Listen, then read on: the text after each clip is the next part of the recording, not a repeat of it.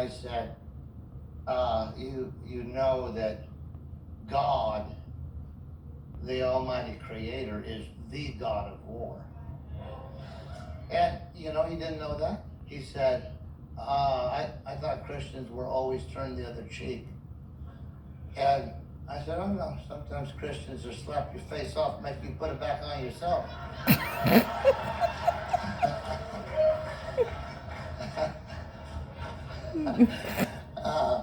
And I said, the first worship song ever recorded is "The Lord is a Warrior."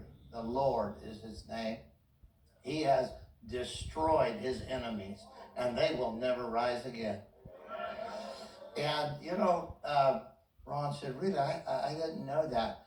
And, I was so thankful to have a chance to talk to him. Very open-minded guy, and like me and you, searching for truth, right?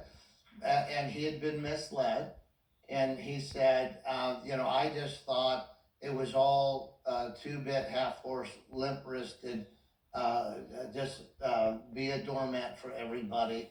And, I told him, and you might need to know this, did you know it's recorded that when Jesus Christ marched into Pilate, the sculpted ivory statues kneeled down? Woo! It's in an ancient record called Letters from Pilate. They knelt down, and Pilate himself said, "What is this sorcery?"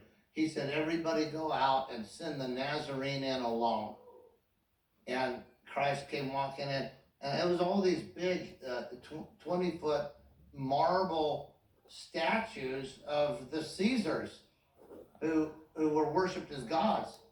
And all of them knelt down when Jesus came in. He was like, and right? And and for that matter, he said, "Don't you know I have the right to take your life?" And Jesus said, "No, you don't." He said, "No one has a right to take my life from me." He said, "If I lay it down today, I do it of my own accord."